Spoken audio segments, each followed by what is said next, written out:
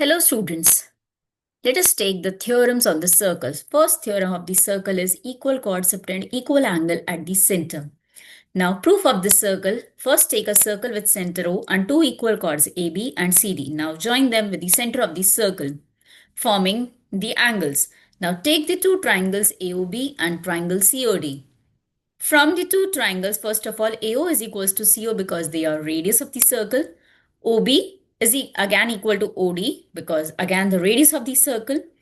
And the two chords AB and CD, they are equal given to us. So the two triangles AOB is congruent to the triangle COD by SSS congruency.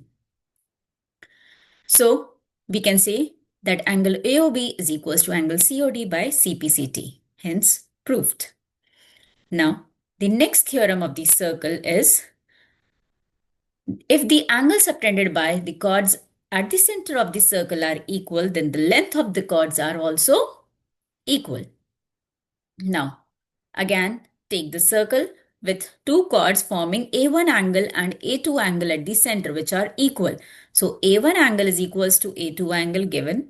Now, AO is equals to CO radius and BO is equals to DO, again the radius of the circle. So, the two triangles are again congruent by SAS congruency, and hence we can say that AB line is equals to CD by CPCT. So, the two chords are equal.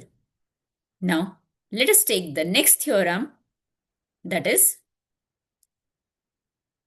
any line perpendicular from the center of the chord bisects the chord.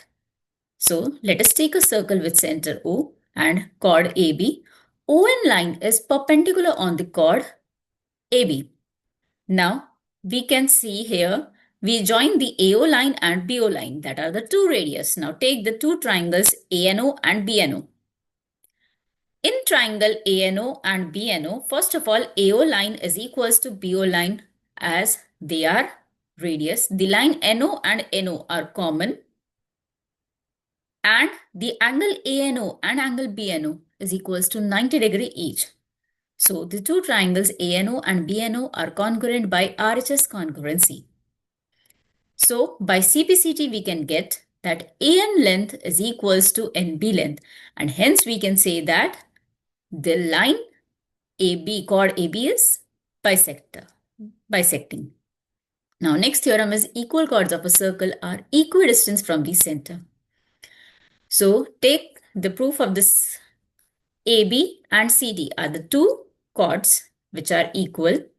Now join AO line and CO line and draw the perpendiculars ON and OY. We need to prove that these two are equal.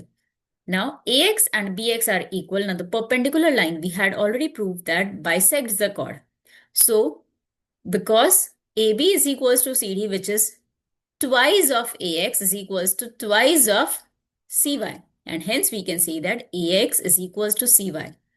In triangle AOX and COY, we can have AO is equals to CO and AX is equals to CY, and the two angles are 90 degree each. So the two triangles are congruent by SAS congruency, and hence OX is equals to OY, that is the perpendicular distance of the equal chords. Now the next theorem is the angle subtended by the arc at the center of the circle is double the angle at the remaining point on the circle. So let us take the circle with center O. AOB is this angle by arc AB, the minor arc AB at the center of the circle. And this major arc, let it be APB. Now we join this APB. So we need to prove AOB is double of the APB. Now join PO and extend it.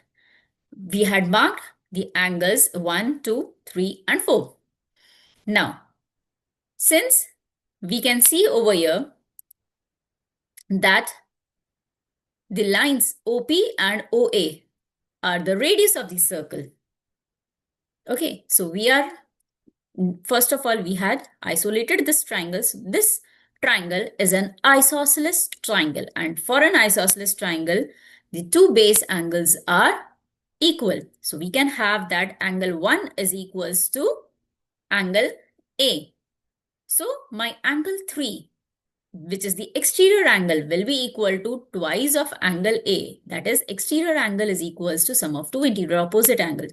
Same way with the triangle POB, we can have OP and OB are the radius. So it is again isosceles, and angle 2 equals to angle 2. So angle 4 is twice of angle 2. So when we add these two equations, we get AOB is equals to twice of angle APB. Now the next theorem is angle formed in semicircle is a 90-degree angle. Now let us take the A and B are the two opposite points on the circle, and this is a semicircular arc. So at the semicircular, the center of the angle is 180 degrees. So when we join any point with P in a semicircle, then the angle formed is 90 degree, which is the half of the angle subtended by the arc at the center of the circle. So APB is equals to half of angle AOB, that is half of 180 degree, which is equal to 90 degree. Now the next theorem is only one unique circle can pass through three non-collinear points. So let us take three non-collinear points A, B and C. Now join AB, B and BC. So we know that the center of the circle which passes through the point A and B will lie on the perpendicular bisector line of the AB.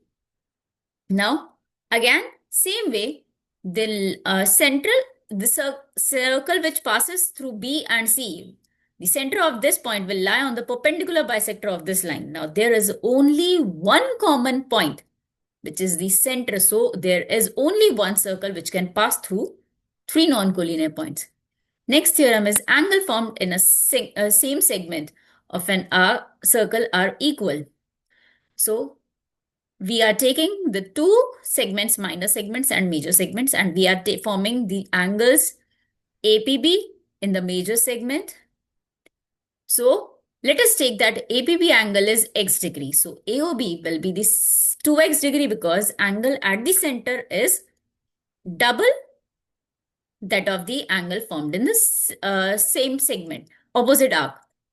Now, AQB is again, let us take this angle as y. So, because AQB is y, so AOB is again equal to 2y because angle at the center is double the angle formed by the arc on the opposite segment. So, 2x is equals to 2y, and hence we can say that x is equals to y. Thank you.